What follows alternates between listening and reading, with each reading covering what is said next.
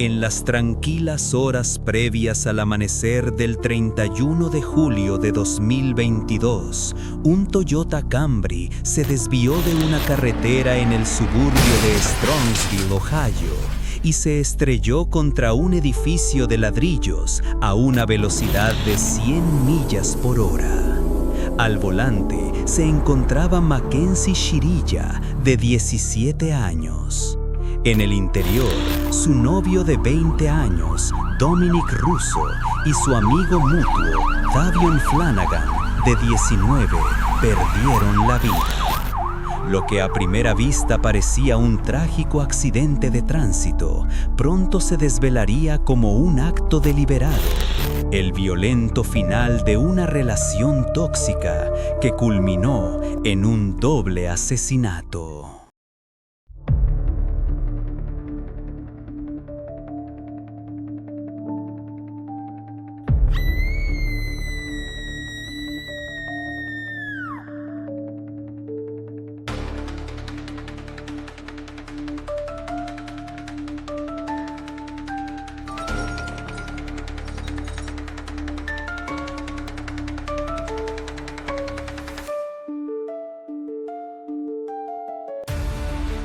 Bienvenidos a Rastros del Pecado. Mackenzie Shirilla nació en agosto de 2004, en Ohio, dentro de un hogar de clase media que pronto se desplomó bajo el peso de la bancarrota. Pese a las carencias económicas, la joven creció acostumbrada a obtener lo que deseaba. Ante los demás proyectaba una imagen brillante, sociable, soñadora, con ambiciones de convertirse en influencer y modelo en Los Ángeles. Sin embargo, tras esa fachada de aparente perfección, se ocultaba un carácter sombrío, controlador, egoísta, incapaz de tolerar el rechazo. Su historia tomó un giro definitivo cuando conoció a Dominic Russo, un joven popular, deportista, rodeado de afecto familiar y con un futuro que parecía prometedor. A su lado estaba Davion Flanagan, el amigo inseparable, quien había sobrevivido a una infancia marcada por el abandono hasta encontrar finalmente un hogar lleno de amor. Mientras Dominic y Davion irradiaban generosidad y esperanza, Mackenzie arrastraba la pesada carga de sus inseguridades y celos. Lo que al principio parecía un romance juvenil, pronto se convirtió en una relación turbulenta. Detrás de las sonrisas en las redes sociales se escondían episodios de manipulación, insultos y agresiones físicas.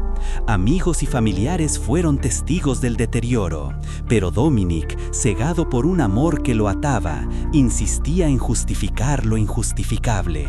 Y cuando intentó romper el vínculo, Mackenzie lanzó una amenaza escalofriante: «Voy a estrellar el auto con los dos adentro».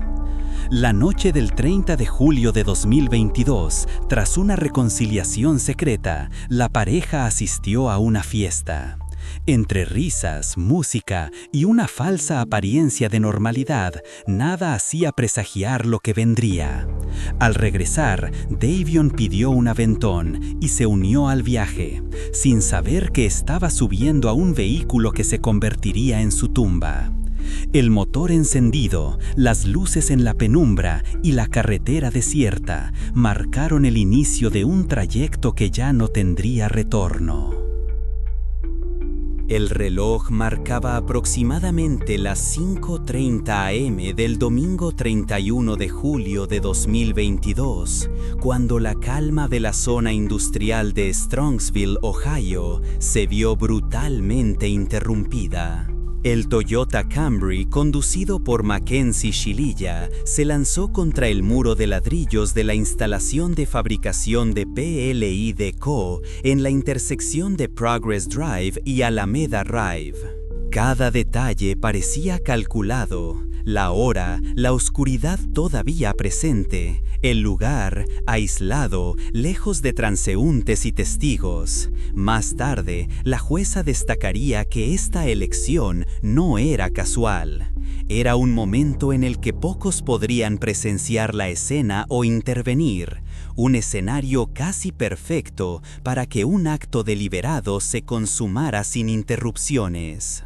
El estruendo resonó en la madrugada, pero los primeros en llegar no serían los agentes de la ley, sino un transeúnte que, al pasar por la zona, se convirtió en el inesperado testigo y salvador al alertar a las autoridades.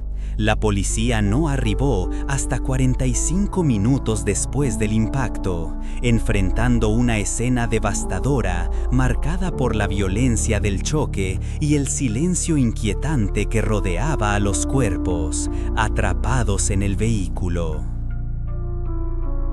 Las cámaras de vigilancia de negocios cercanos registraron cada instante previo al desastre, capturando un relato silencioso pero elocuente de lo que se avecinaba.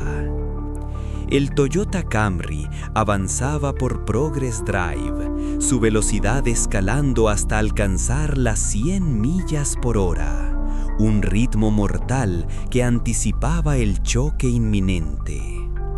Pero la evidencia más contundente provenía del propio vehículo. Los registros de la computadora y las cámaras internas mostraban movimientos bruscos, deliberados, del volante.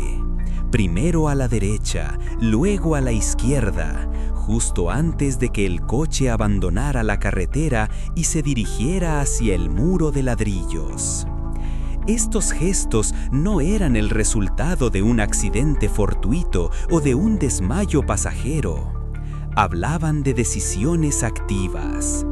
Cada corrección, cada giro parecía guiado por la intención, llevando al vehículo a su destino fatal, dejando pocas dudas de que aquel acto había sido, de alguna manera, cuidadosamente ejecutado.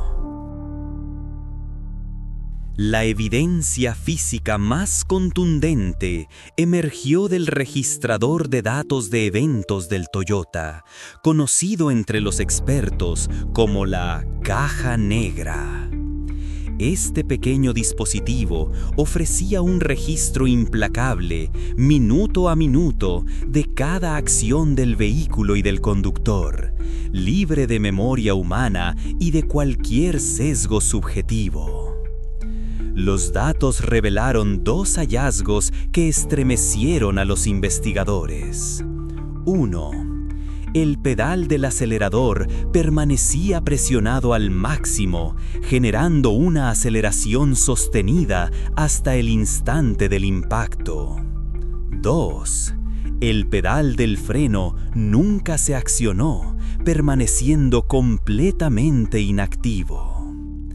Esta combinación, aceleración continua y ausencia total de frenado, desafía cualquier explicación típica de accidentes.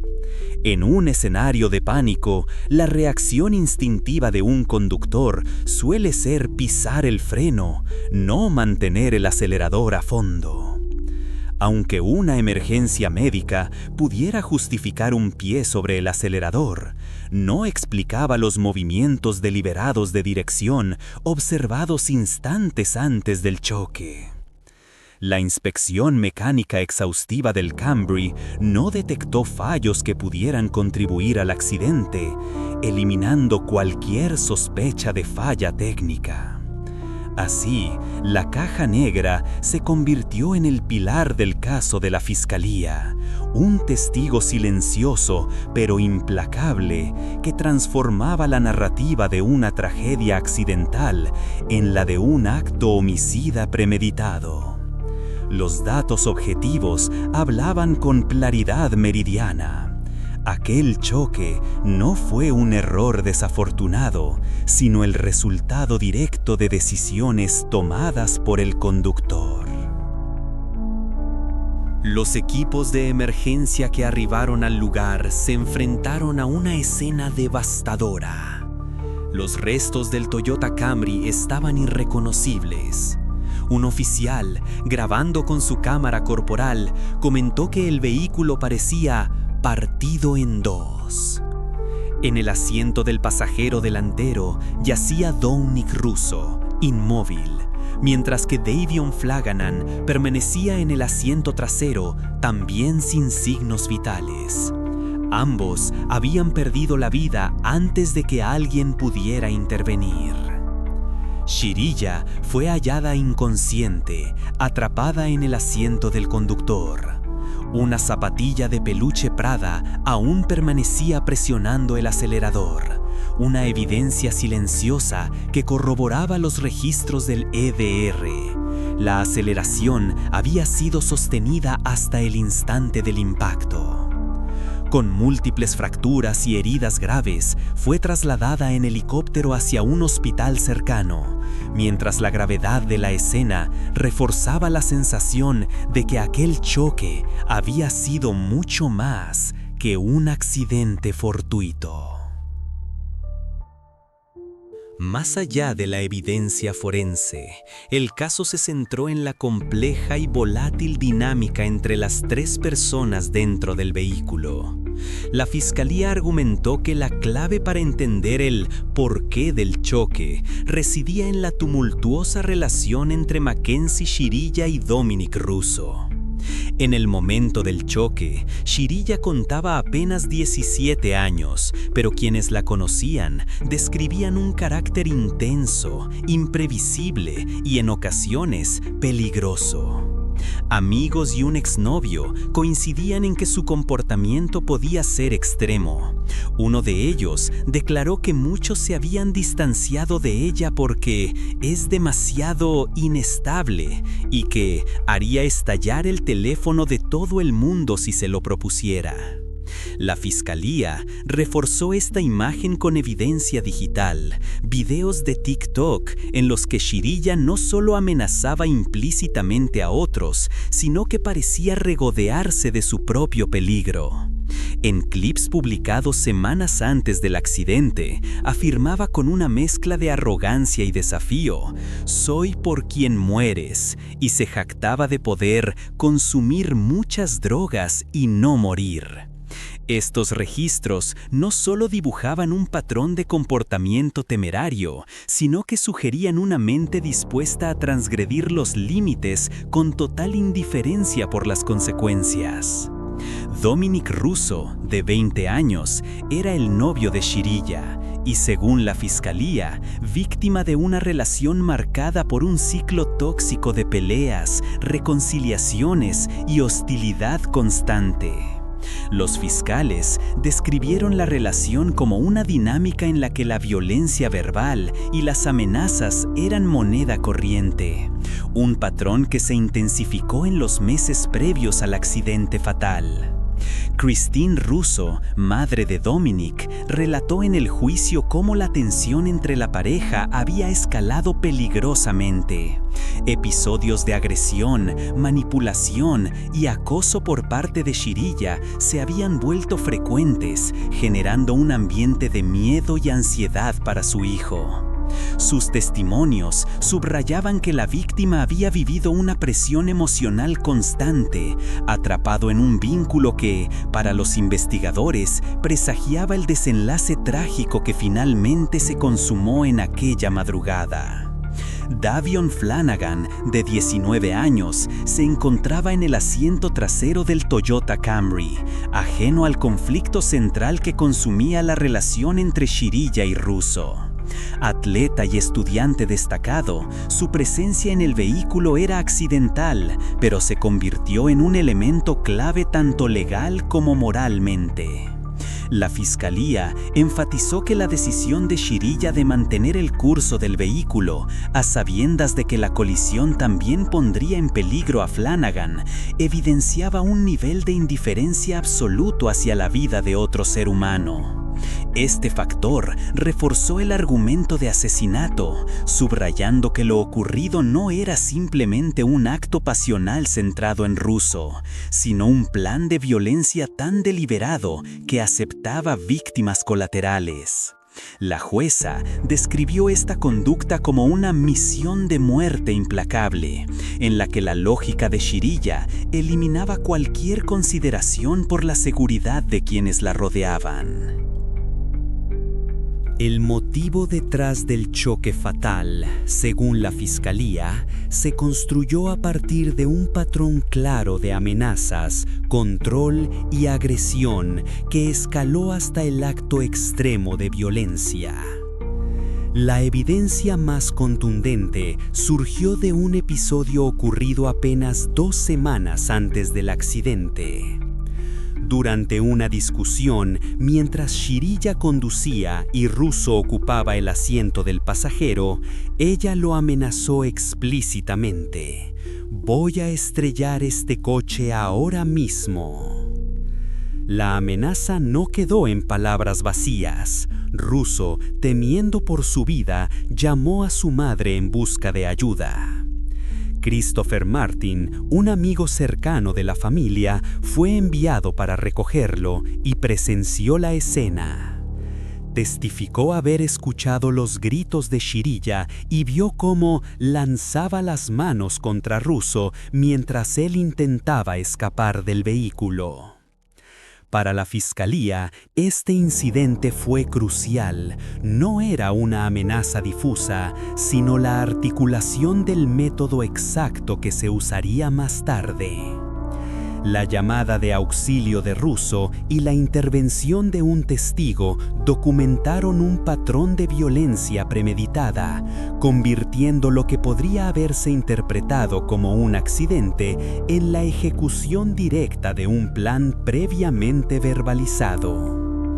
A esto se sumaron grabaciones de audio tomadas fuera de la casa de Russo, donde Shirilla sonaba iracunda y enfadada, amenazando con entrar por la fuerza y dañar la propiedad, incluyendo rayar su coche. Este historial de intimidación y control estableció un motivo sólido, demostrando que el acto final de destrucción no fue espontáneo, sino la culminación deliberada de un patrón de coerción y agresión sostenido. El hallazgo de hongos de psilocibina y una balanza digital en posesión de Shirilla en la escena del choque añadió un nuevo ángulo al caso: cargos adicionales por posesión de drogas y de herramientas vinculadas a actividades ilícitas. Aunque estos delitos eran secundarios frente a los cargos de asesinato, reforzaron la narrativa de la fiscalía sobre el carácter de Shirilla y su inclinación hacia conductas peligrosas y fuera de la ley. En conjunto, la fiscalía construyó una narrativa de control absoluto. Shirilla no solo ejercía dominio sobre su relación a través de amenazas y manipulación, sino que también controlaba el vehículo con una aceleración deliberada y planeaba cuidadosamente su trayecto, seleccionando la hora y la ruta del choque. Cada uno de estos elementos reforzaba la idea de un acto consciente y calculado, un contraataque directo a cualquier argumento de la defensa basado en una pérdida de control, ya fuera emocional, física o mecánica. La evidencia presentaba a Shirilla no como víctima de las circunstancias, sino como arquitecta de su propio acto fatal.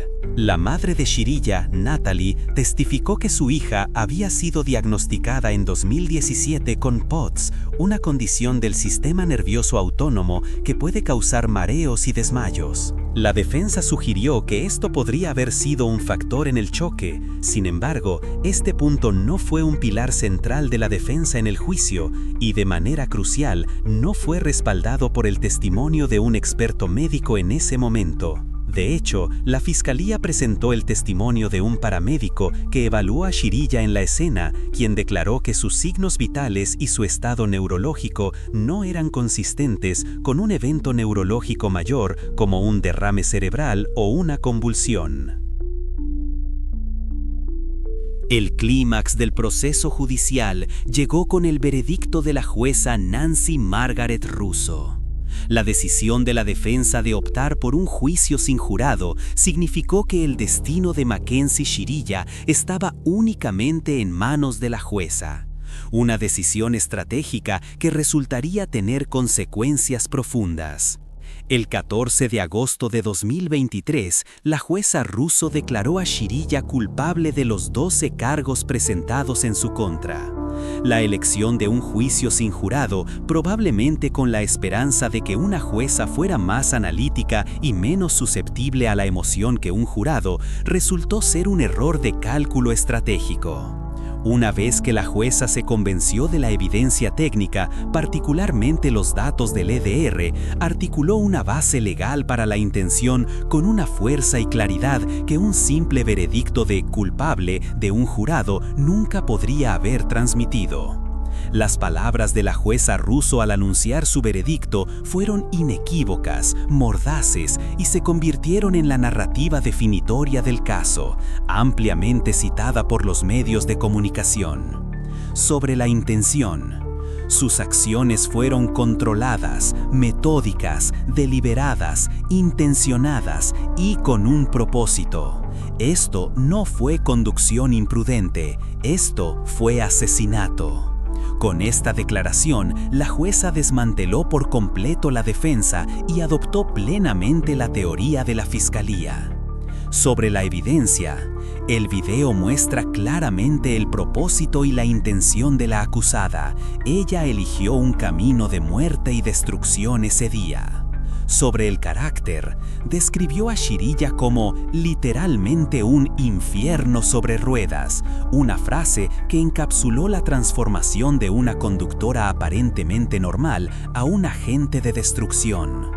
Sobre el posible suicidio, la jueza también abordó y desestimó la idea de que el choque pudiera haber sido un intento de asesinato-suicidio, declarando: incluso si Mackenzie también tenía la intención de morir en este choque, eso es irrelevante. Un intento fallido de suicidio no es una defensa para el asesinato.